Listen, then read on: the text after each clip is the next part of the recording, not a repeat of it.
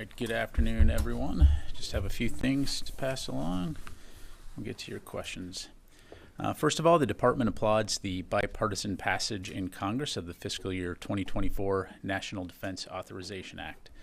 This important legislation not only authorizes a 5.2% pay increase for service members and civilian employees of the Pentagon, but directly invests in America's national security and military power projection to meet the challenges of the 21st century. However, we continue to urge Congress to pass our urgent supplemental budget request to help stand by our partners and to invest in our defense industrial base.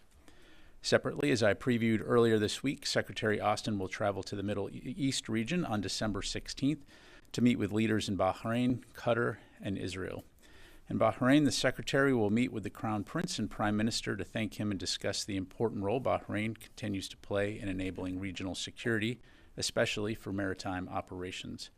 He will also underscore the Combined Maritime Task Force's vital role in protecting critical international waterways in the region. In Qatar, Secretary Austin will meet with the Emir and the Minister of Defense to reaffirm the U.S. commitment to our bilateral security partnership and to express his gratitude for Qatar's efforts to facilitate the release of hostages from Hamas. And while in Israel, the Secretary will meet with the Prime Minister and Minister of Defense to underscore U.S. enduring support for Israel's right to defend itself from terrorism, reinforce the importance of taking civilian safety into account during operations, and the critical need to increase delivery of humanitarian assistance. Of note, Secretary Austin spoke to Minister Gallant last night, and a readout of the call has been posted to the DoD website.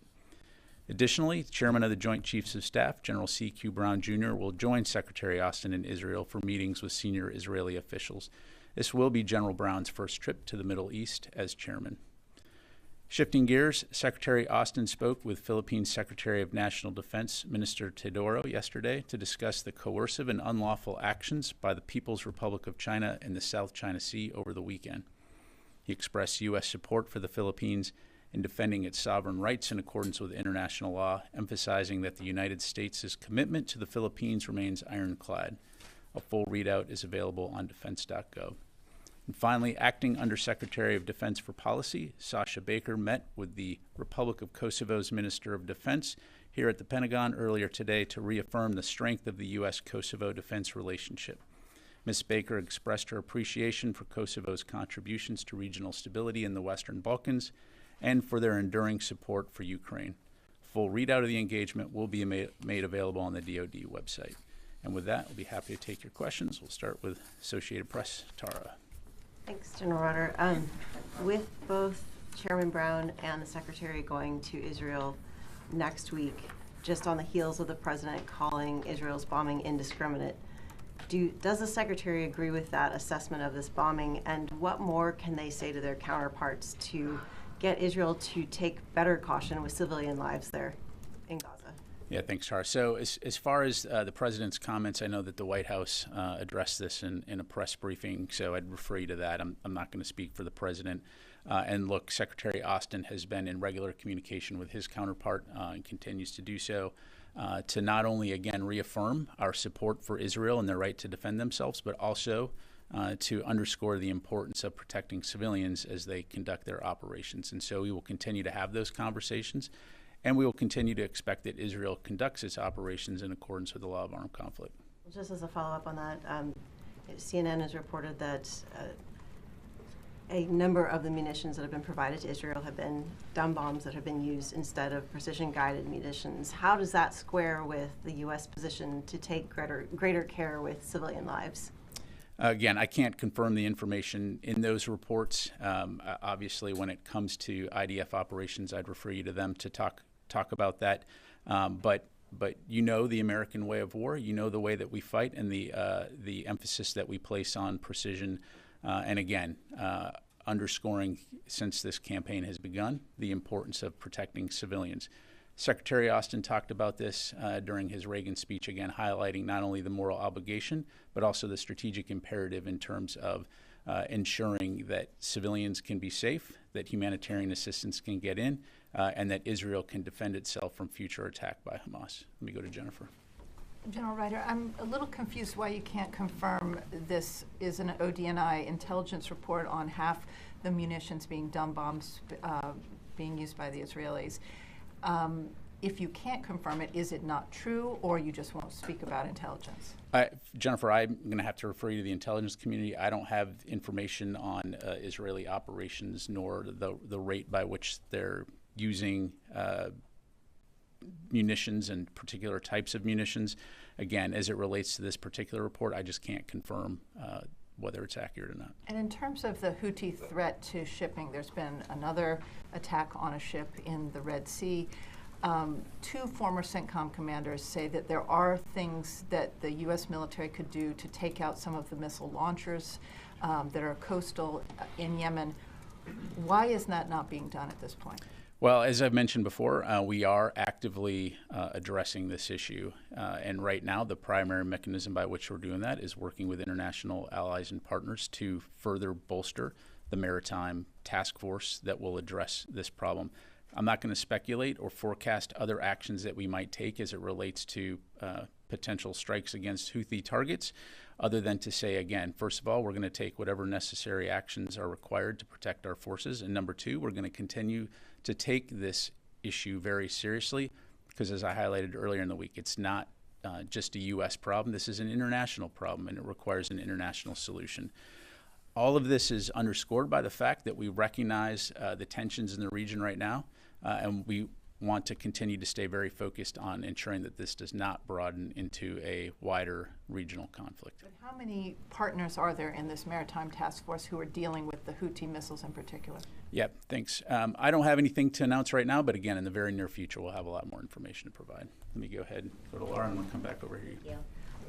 Just on one of the taken questions, the answer, they said that the civilian harm mitigation response team is looking at the Amnesty International report about Israel using white phosphorus, I believe, and taking that into their advice that they give to senior DoD leaders. I'm wondering, is that team the one that is responsible for more broadly looking at this question of whether Israel is sticking to international humanitarian law, or is there another team that's in charge of doing that for DoD? I think you're kind of conflating a couple things there, Laura, but really the civilian harm mitigation response team, as we've talked about before, is standing up a center of excellence that will look at best practices. It will look at the body of knowledge when it comes to civilian harm mitigation, and it will use lessons learned and also current operations to inform the types of advice and policy that the department will implement when it comes to civilian harm mitigation. And so as it relates to the Amnesty International report, of course, that's part of the broader body of knowledge that's out there. Certainly, again, there's not going to be a formal review, but that will be one of many documents culled from the public information space, so to speak, to help inform their understanding as subject matter experts. So is there a team at DoD dedicated to looking at whether Israel is in line with international law in its operations?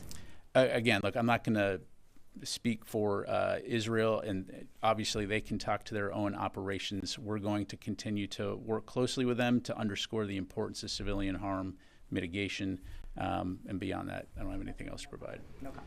Fadi.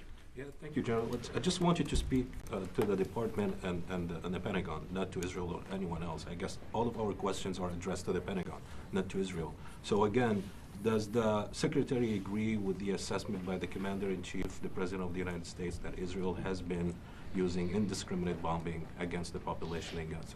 Well, again, Fadi, I'd refer you back to what the White House said in terms of the President's comments. I'm not going to speak to the President's comments. The Secretary believes that Israel has an inherent right to defend themselves.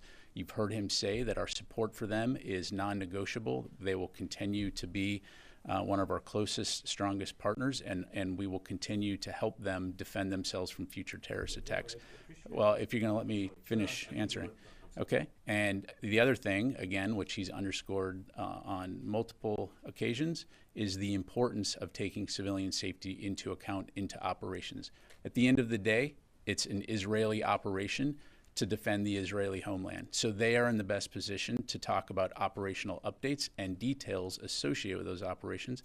And that's not my role. I'm a United States Department of Defense spokesperson, and I'm not going to give an operational update or get into detailed tactical details from this podium. Yeah, I'm not asking about that. I asked whether the secretary agrees with the president, the commander-in-chief. And That's my I question. provided, right, no, I understand, and I provided you with my response. I didn't understand the answer. Again, I'm going to refer you to the White House for any comments by the president. Thank you. Matt, let me go on fun here. Thanks, Pat. This administration has been critical of Russia for its use of so-called dumb bombs in Ukraine.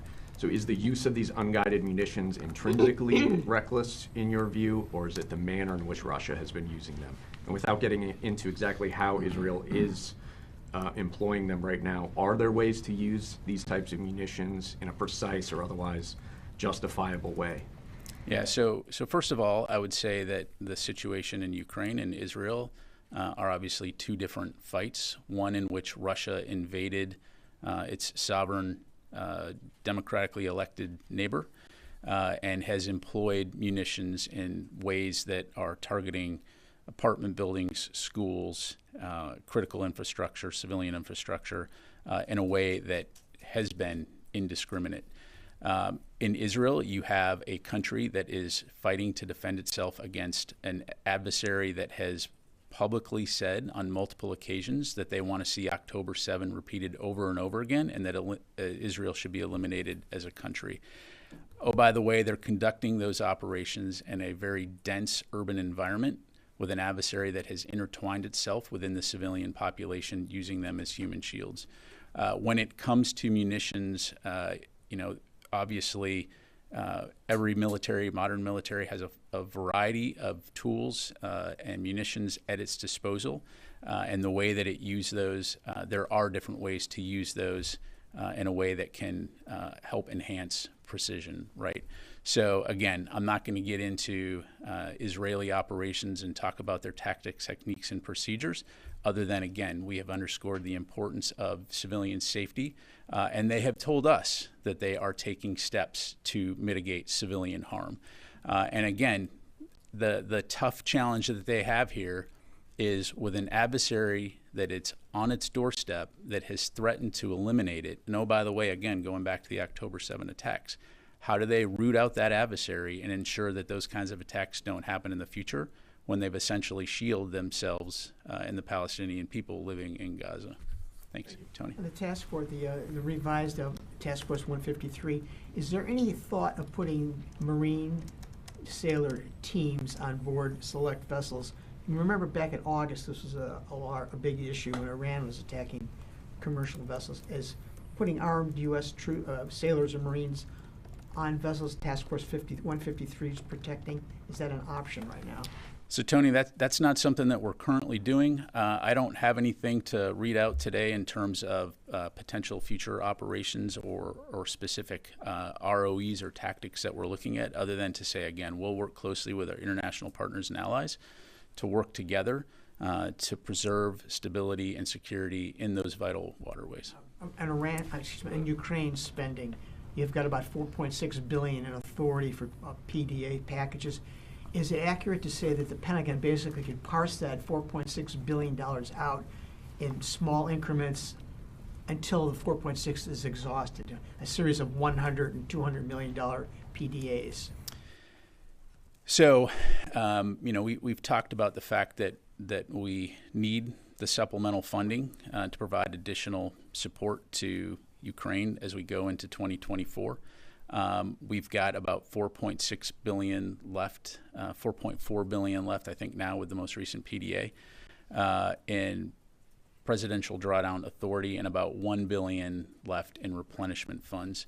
And so clearly, as we get close to, the remaining replenishment funds, questions are, do we exceed that? And certainly we do retain the option to spend the full 4.4. But these are tough choices, because ultimately at the end of the day, we start to have to make decisions about our own readiness and about our ability to continue to support Ukraine in the way they need to be supported on the battlefield. So again, this is why we're urging Congress to pass that supplemental as quickly as possible. You can parse out this $4.6 billion in small increments until it's exhausted. That is an option, but again, ultimately we will make, as we have from the very beginning, we will make decisions based on a variety of factors to include Ukraine's urgent battlefield needs as well as our own readiness. Thank you very much. Let me go to Tom, then I'll come back to you, Janie. Thank you. Then I'm going to go to the phone. I've just noticed the new start on your shoulder. Probably very behind on this, but congratulations. Thank you. So in his call yesterday with Minister Gallant, the Secretary reiterated the need to protect civilians, and you just said something similar from the podium. Is it the Pentagon's assessment that Israel is in any way, shape or form, listening to the Secretary, listening to the US when it comes to avoiding civilian deaths? Well, look, I won't speak for the Israelis. I will say that, we have seen them taking steps in terms of notifying civilians about pending operations. We've seen them helping to increase the flow of humanitarian assistance into Gaza.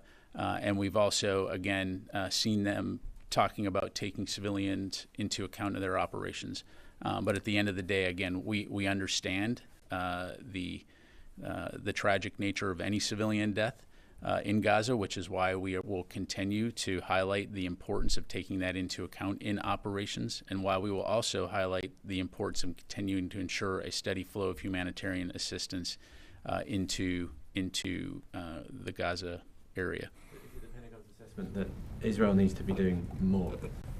Again, I'm not going to go beyond what Pentagon's assessment, with all due respect. I think, again, look, like I talked about, I mean, they're in a very tough environment. The challenge before them is, do you allow a terrorist group to continue to persist right next door when it's demonstrated that it can conduct what has been the deadliest attack on Israel in its history?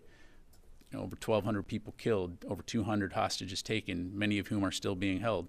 So we understand that they not only have a responsibility, they have a duty to protect their people from this terrorist group. So we understand the difficult nature of that fight.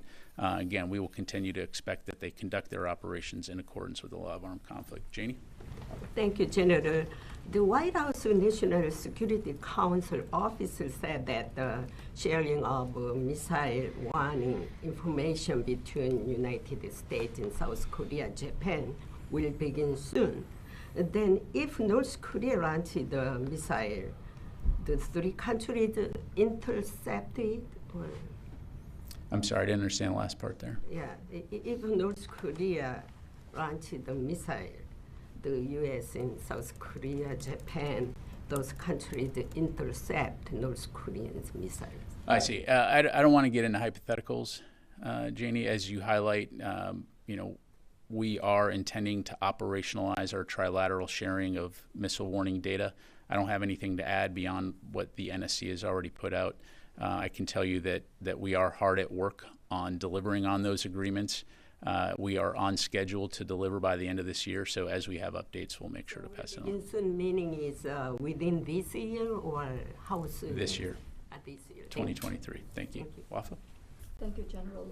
According to U.S. officials and reported by the New York Times, the Biden administration is urging Israel to scale down its ground military operations in Gaza. Is the assessment within the administration or the Pentagon that these ground operations are not achieving the goal?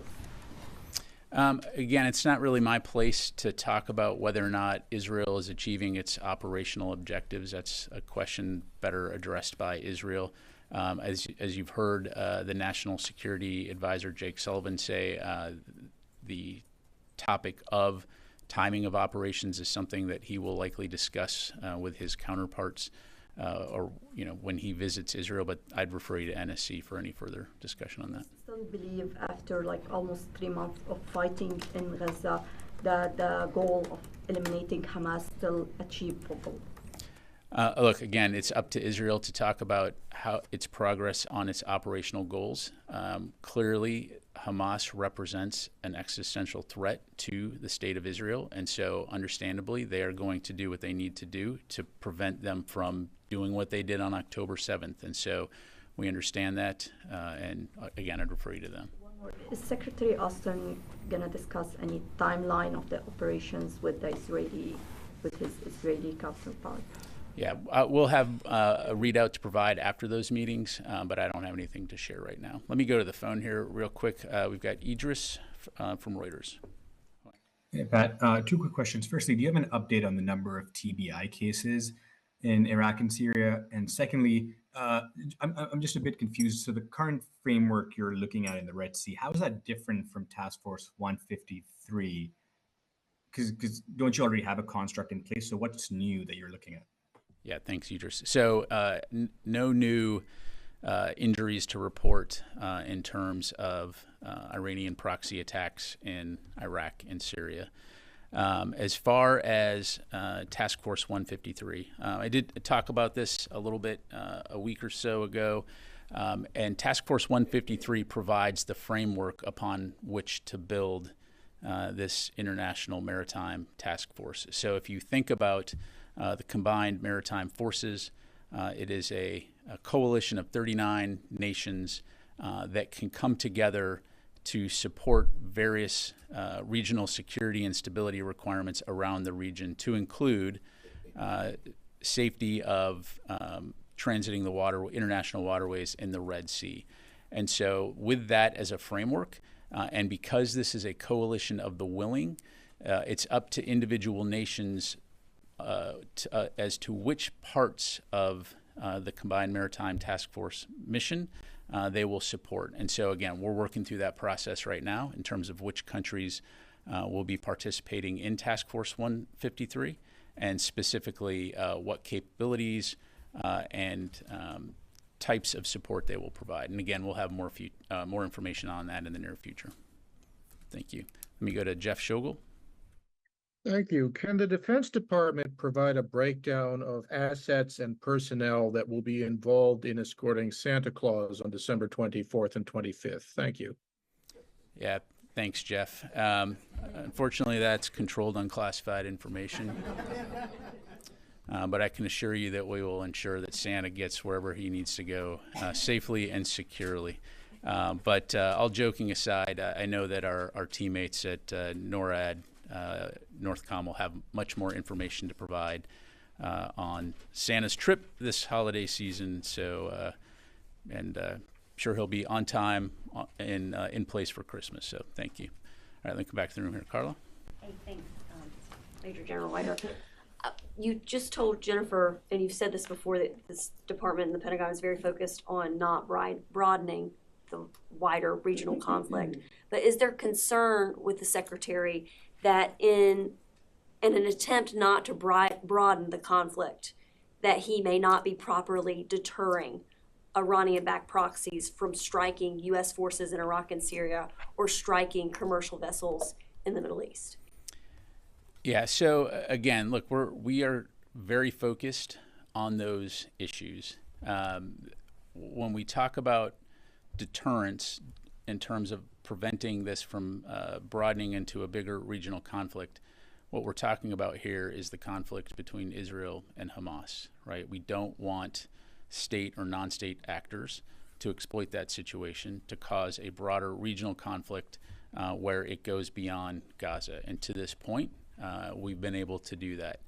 Again, that's not to say that the challenges associated with Iranian proxies attacking U.S. forces in Iraq and Syria, or Houthi rebels firing missiles at international shipping are not something we shouldn't take serious and aren't creating instability in the region. But we will address those problems in the way that we've been doing. And we will continue to stay very focused on not only deterring, but also protecting our forces. And so, again, on the backdrop of making sure that this does not turn into a wider regional war. Thank you, sir. Thank you, General. Iraqi government arrests some of the perpetrators of the attack of this month that attacked U.S. embassy in Baghdad.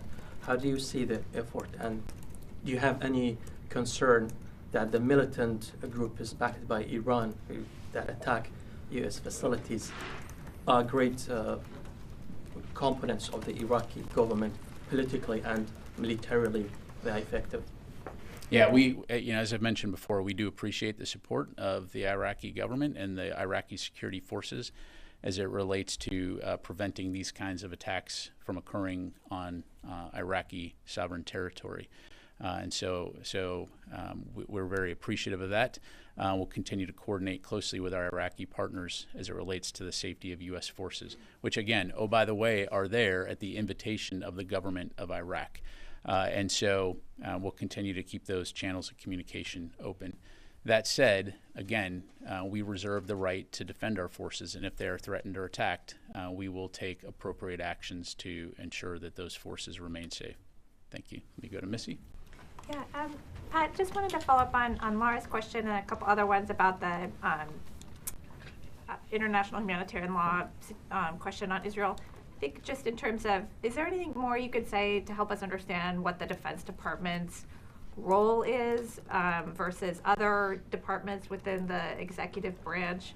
Is there any sort of legal analysis that's being conducted by OGC or within the Joint Staff? Or is there, I know that the State Department is in charge of arms sales, but is there any role that the Defense Department has because of information sharing with the Israelis via mill-to-mill channels in terms of making an assessment of the law of armed conflict compliance? Well, look, any time that we provide any type of security assistance to a partner, whether it's Israel or anyone else, there's an expectation that they're going to use those capabilities in accordance with the law of armed conflict. And so, again, I don't have anything to read out to you other than to say that we are in close contact with our Israeli partners. We are confident that they are a modern professional military that is fighting a very challenging adversary in the form of Hamas. And again, I'm not going to get into individual operations or strikes other than to say that we will, again, have those conversations and ensure that they understand the importance of using those capabilities in accordance with international humanitarian law and the law of armed conflict. I'll just leave it at that. Thank you. I guess just to follow up, does the department believe that there's an obligation to conduct those more detailed or specific assessments prior to continuing arms transfers? Because that's, some legal experts will say that yes, that's the case. Look, again, we are in almost daily contact with our Israeli partners, and again, we fully understand and are confident that the Israelis have heard us. They have said that they intend to continue to conduct operations to take civilians into account. But right now, again, we understand the fight they're in, and we're going to continue to support them. Let me go to Louis. Can I ask you about you've been referring to Jake Sullivan's travel to Israel. John Kirby at the White House talked about how one of the discussion points today was about the transitioning towards a lower intensity conflict. You have Secretary Austin and now General Brown going to Israel in the near future. Is that also a message that they are going to be bringing to their Israeli counterparts? Yeah, thanks, Louis. So again, we'll have more to provide after the meetings occur. But again, as I highlighted, Secretary Austin will meet with his counterpart and with the Prime Minister, and we'll have the opportunity to talk about the situation in the Middle East, the United States, and our support to Israel.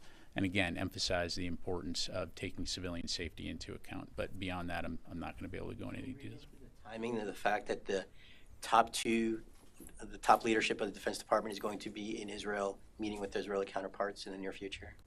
Again, this will be General Brown's first visit as the chairman to the Middle East.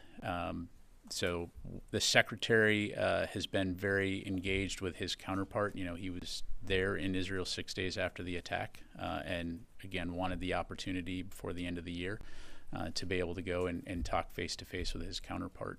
So thank you. Let me just go to the phone here for a couple more. Howard Altman. Hey, thanks, Pat. Got a few things, so bear with me for a second. First of all, do you anticipate that this maritime task force edition will be announced during the visit of the Secretary and Chairman? And do you have a comment about the Iranian defense minister's veiled threats about that task force? And then separately, I'm wondering if you can provide any other details about the capabilities that were provided to Israel for its F-35Is, mission data packages and other capabilities, and whether any of that has to do with harm mitigation, civilian harm mitigation. Yeah, thanks, Howard. So again, I'll have more information in the near future as it relates to our efforts in the Red Sea. So again, nothing to announce today. No comment to provide as it relates to any spokespersons, foreign spokespersons, and nothing to provide on the F-35s that the Israelis are flying. Again, I'd refer you to them. Chris. The Secretary called the Iraqi Prime Minister on Friday. He discussed the attacks and the obligation for the Iraqis to protect U.S. forces there. You highlighted you appreciate the support of the Iraqi government, but we're now at nearly 100 attacks. Does the Pentagon believe the Iraqi government and the Iraqi security forces are doing enough to protect U.S. forces in Iraq? Yeah, thanks, Chris. So again, look, we're going to continue to keep the lines of communication open with our Iraqi partners, as it relates to the protection of our forces in Iraq. I'll just leave it at that, sir. Yeah, staying on Iraq, thank you, General. I'm not sure if you've seen the results of the investigation that the Iraqi government announced about the recent attacks on the U.S. Embassy and also the bases that houses the U.S. forces. So has they shared the very details of that investigation with you? I don't have anything on that, so I'd have to refer to Iraq. In that investigation, what they announced is that they said that they arrested some people, apprehended some people that they have connections with the Iraqi security forces. Does that concern you in any way, because you embedded your forces with the Iraqi security forces in the same bases, and the Iraqi security forces are responsible for the security of that basis? Sure. I'm not really in a position to discuss an internal Iraqi investigation. That's really something for them to talk about. What we're focused on, again, for our forces in Iraq is conducting the Defeat ISIS mission. You have a situation in which Iranian-backed proxies are conducting rocket and drone attacks against those forces that are there doing that mission. So again, we'll continue to take appropriate actions to protect those forces and also deter future attacks. Now, the follow-on question is, well, they don't appear to have been deterred. Again, I'm not going to talk about potential future actions or telegraph or speculate on what we may or may not do, other than to say we are taking it seriously, and we will continue to do what we need to do to protect those forces. Secretary, visit to the Middle East. Will he visit Iraq too, or will he engage with the Iraqi officials on these? Yeah, I don't have anything to announce beyond what I've provided. So we've got time for just a few more, Tar. I've asked a follow-up on Missy's question. Is there any sort of legal requirement on DoD that when it's evaluating whether to carry out an FMS, provide the weapons in an FMS sale, that there has to be some sort of agreement to use those weapons within the law of armed conflict? Like, if previous weapons have been determined to have been used outside of those boundaries, would it prevent a future sale from going through? Again, my understanding is that any weapons or capabilities that we provide to any partner or ally is that those capabilities are used in accordance with the law of armed conflict. But is that a requirement, or just like an expressed desire that the department, an agreement that it comes up with these countries? That's a requirement. All right, let me go just one more. Yes, sir. We've got a number of U.S. naval ships in the Middle East right now. How long do you expect to be able to maintain that show of force, 2 aircraft carriers, a number of amphibians? And if I could also ask, when are reporters going to be allowed to embark on some of these vessels that are in the region so we can see firsthand what's going on? Yeah. On your latter question, again, as I've talked about, totally understand the desire, and that's something that we continue to take into account. And we'll keep you updated on that front. As far as U.S. naval presence in the broader EUCOM, CENTCOM region, in addition to the forces that we have deployed there in support of our regional deterrence efforts, as you know, we maintain both 5th Fleet and 6th Fleet. So we already maintain a fairly robust presence. And that's just the naval presence, right? So in the Central Command area of responsibility, you also have Air Forces, obviously, Marine and Army. The important thing here is that we have the flexibility to be able to put forces where we need them, when we need them, in order to support our operational and strategic objectives. And so shortly after Hamas conducted its attack in support of regional deterrence efforts is when we flowed those forces into theater. I don't have anything to announce in terms of redeployments, and obviously I'm not going to talk about potential future deployments, redeployments, but at the appropriate time, like any time, certainly we'll keep you updated. So, okay, thanks very much, everybody. Appreciate it. Thank you.